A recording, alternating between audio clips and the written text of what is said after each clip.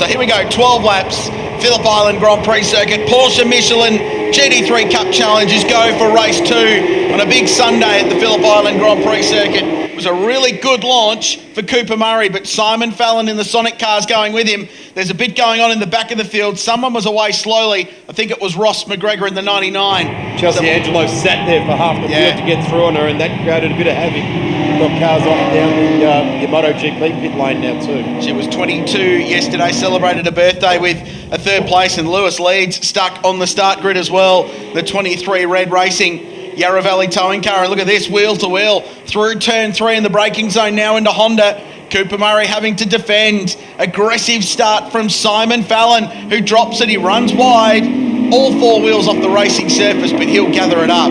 So there's been some big ups and downs in this opening half a lap so far. Chelsea Angelo's been cost. She's 15th, and Lewis Leeds, who was 10th, is now right at the back of a strong 25 car field. In fact, he's going to pit lane. I would suggest that that car has broken an axle when he tried to put 450 horsepower through the sticky rear Michelin tyres, and as a result, we're going to see the BMW Centre Melbourne safety car for the first time today. Yeah, they're just about to put the axle stands under this thing to have a look under there, mate. Lewis, tell us what happened. Just wouldn't go off the line, let go of the clutch when the lights went out, and the car it was in gear and it was revving, but it just wasn't moving forward. So then I shifted up a gear to see if it said it was in first, but it was actually in neutral. And same thing, went into second gear, moved a little bit faster, but just not at all. So yeah, no good. Unfortunately, boys got to fix the team. We're on to catch up to the to second and third in the championship in that race. So a bit unlucky, but yeah, we'll just try to bag a few more points in race 3. And through turn 12 and on to the Gardner front straight with that expansive view down towards Bass Straight. Cooper Murray leads the field back to green, and a very nicely judged restart for the 16-year-old for Ash Seawood Motorsport. Battle behind is Marcel Zalua and Danny Studdert. That's the fight for the Pro-Am class. Studdert looks down the inside. Not only is it the fight for Pro-Am, it's the fight for third outright on the road.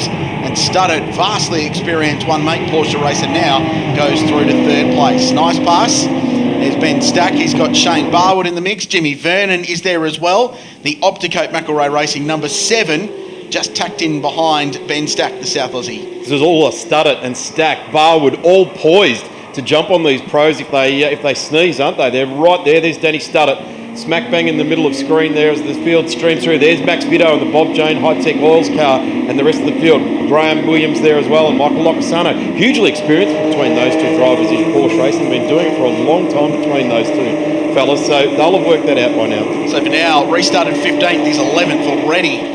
4 cars ticked off and a couple more to go. Chelsea Angelo's gained 1 position, so made plenty of ground. Cam?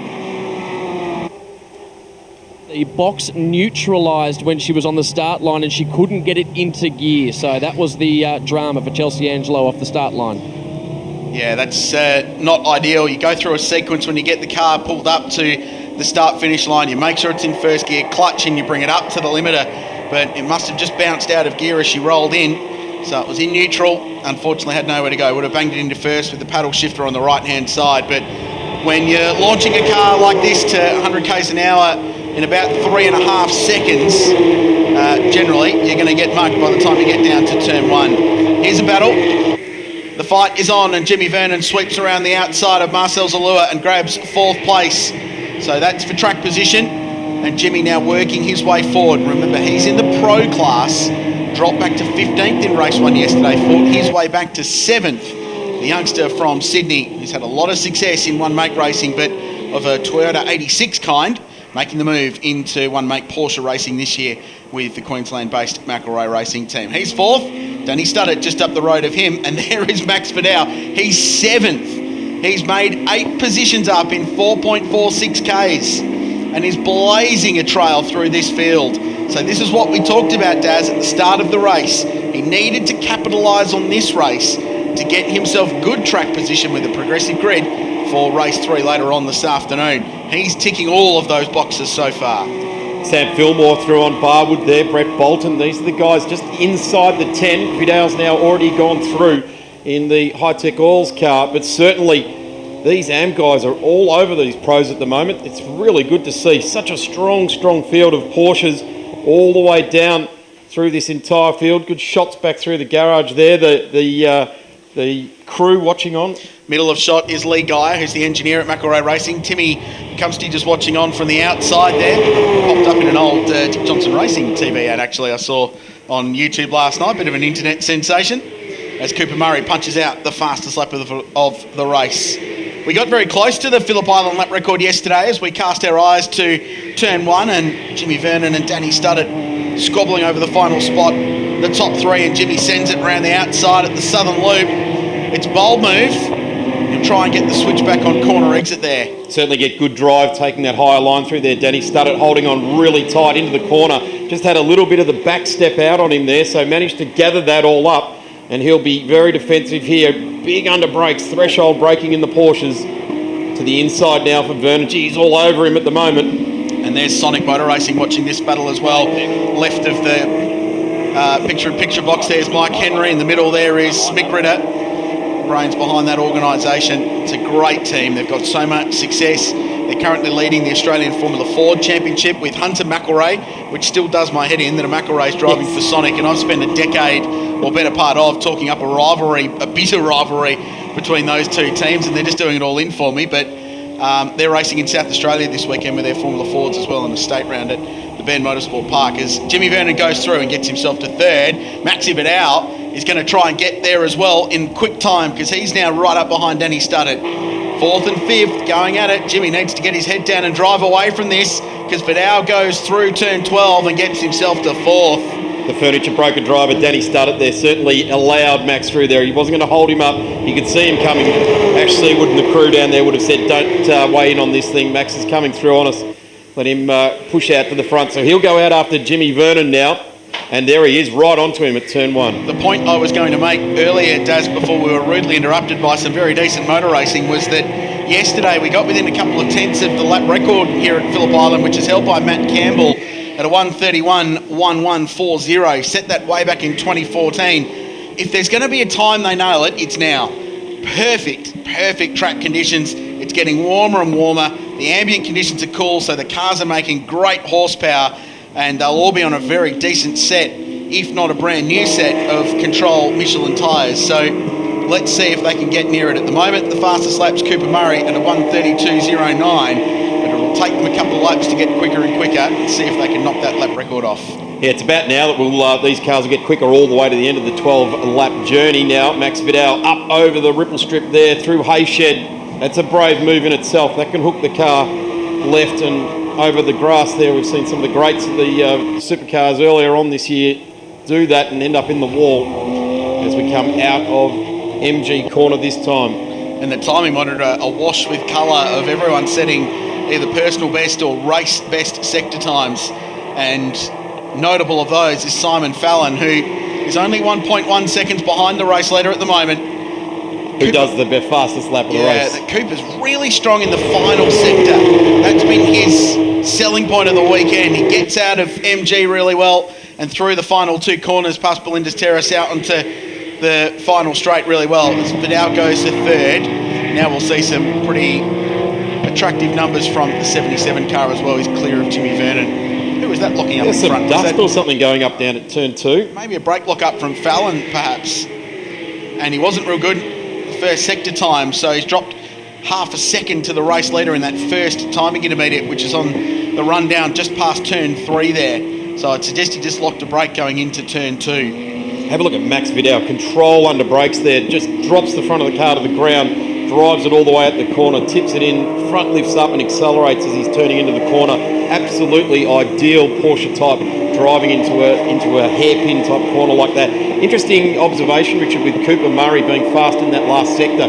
You've got to be fast down the straight here at Phillip Island, and that is set up at the top of Lukey Heights, under brakes in MG, and then you are driving flat all the way around to turn 2. Correct, and one thing the Sonic team were noting, and that we noted on the timing monitor in qualifying as well, that where that was Cooper Murray's strongest point, it was Max Vidal's weakest. He was struggling in the final sector, which is so important here, and he lost pole by 8/100ths of a second yesterday in qualifying, so that was probably the difference. It's half a tenth here, half a tenth there, or in this case, hundredths of a second, and that was the difference in the end. So he's now clear of Jimmy Vernon.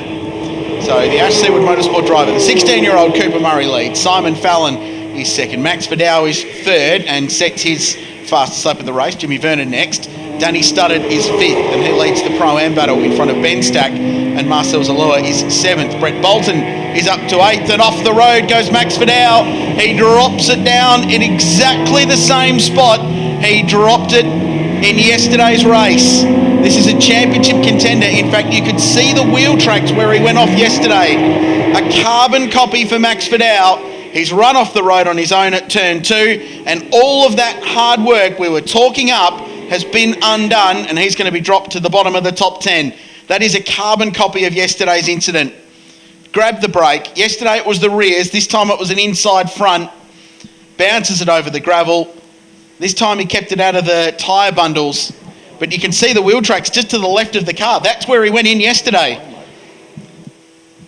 So 2 days, 2 times off at the same bit of road, and it's a really challenging bit of road as well. And now Max Vidal drops to 11th place. Always going to happen like that when he's running on such a hard break into the corner, starts to tip it in, the wheel lifts up, locks up, and eventually there's no drive or no turn left in that Porsche. Unfortunately, Max Vidal finds himself just outside the top 10. Chelsea Angelo now has made her way into 9th, so she's playing a little bit of a conservative game. She's probably also waiting for the clutches to come back to her a little bit at this stage as well, but making her way well and truly inside the 10, down to pit lane. Just very quickly, Mike Henry's just given the order this last lap to Max Vidal, mate. I heard you on the radio to him saying go for fastest lap, and then turn 2 happened. What's going on with Max? Like he's trying, and he cooked it there yesterday, so he's had another go. We'll have a look at the data and see what he's done. A little bit unfortunate, a bit colder this morning, so maybe we'll put it down to the tyres, but we'll have a chat. He's got great speed. How do you harness that? Just by learning how to be calm, and he's a young kid and he's really fast. Just got to harness that properly, don't you? So control, eyes forward, that sort of thing, concentration. Thanks, Mike. No worries. At the other end of the scale, guys, Cooper Murray, fastest lap of the race, a 1:32.003. His engineer, Barry Hay. Have you let him know about Max, and what are the words of wisdom to him at the moment? Coop just does his own thing. He drives the wheels off the thing. No matter who's behind him, he doesn't care. He just worries about what's in front of him. So he just gets in it, drops the hammer, and away he goes. And if they can catch him, they can catch him. Well, I've had a bit of trouble catching this bloke. He's been out the back and then running into the garage. He's busy, boys. Thanks, Rusty. It's been a remarkable performance once again. The 16-year-old driving for Ash Seawood Motorsport. More than 100 wins in his professional karting career. And the young man from Kinglake West is going to grab his 4th victory, the Porsche Michelin GT3 Cup Challenge Series.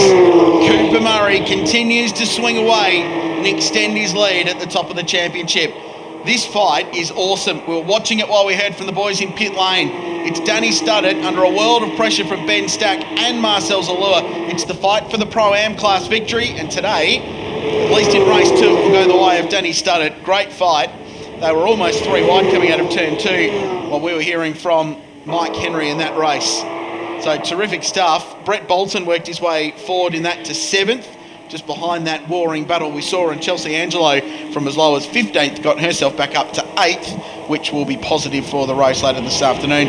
Max Vidal recovers to 9th at the end. And before Ash Seawood reminds us, yes, Ash, your 3 cars did come first in each of the classes again. Yeah, which happened for the first time, we think, in GT3 Cup Challenge history, last time out at Sandown. So the Class B winner there is Christian Pancioni, another teenager, another 16-year-old in the field, finishes 12th outright in the Class B car.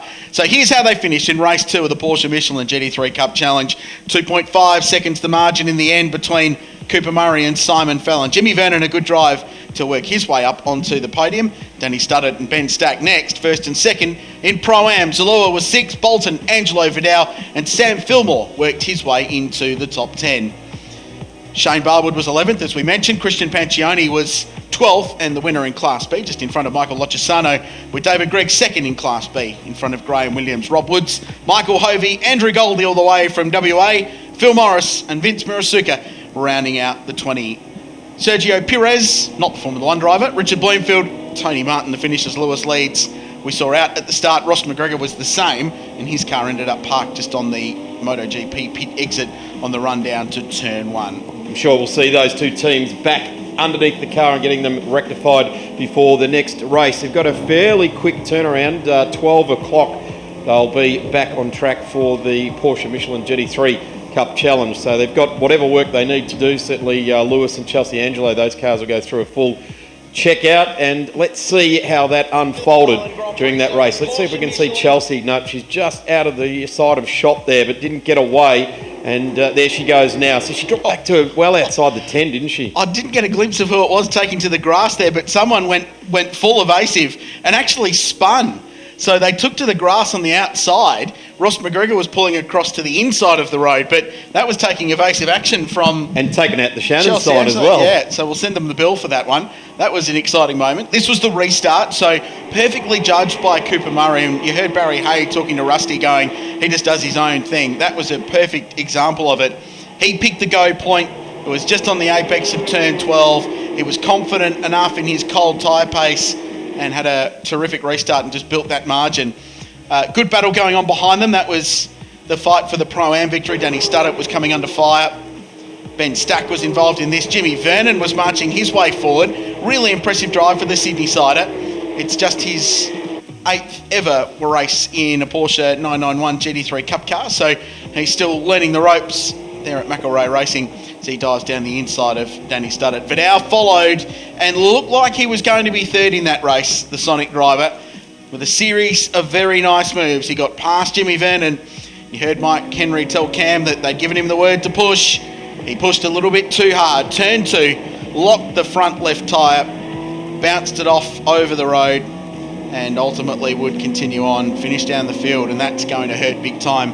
And the margin between himself and championship leader Cooper Murray and even his teammate Simon Fallon will be significant now going into race 3 this afternoon. Here's our race leader and ultimately the winner. It was Brenton Grove 12 months ago that won the second race of the weekend for the Porsche Michelin GT3 Cup Challenge, and this year it is that young man, Cooper Murray. Is his 2019 going to have a Super 2 drive in his career? Who knows, maybe to Carrera Cup as we go down to Greg Rust. That replay was tough to watch. What happened and how do you feel about it? Oh yeah, don't exactly feel good about it. Unfortunately, locked the front going in. I just couldn't unlock it. Fell off the tracks, unfortunately. Did the same thing yesterday, but I actually locked the rear yesterday, so just trying to work out that bias. Richard Craill talked about it in the commentary before the race began about the need from this point in the series to bank points, minimise and stuff, but you clearly rolled the dice. It was spectacular to watch, mate, but now it becomes a points game for you, doesn't it? Yeah, I drove hard of the first half and then unfortunately made that mistake, but the championship's halfway through the season. You've got to just bank the points and get a good run all the time, but unfortunately this weekend we've struggled and that's just been my fault. I'll get our cameraman just to quickly pan around and have a look at a little bit of the damage on the right-hand side. Any idea where Henry was talking? Yeah, always better done at Sonic and be out there for the rest. There you go, fairly disappointed Max Vidal, but spectacular to watch, and we'll be looking forward to him, Cam, watching him in action a little later.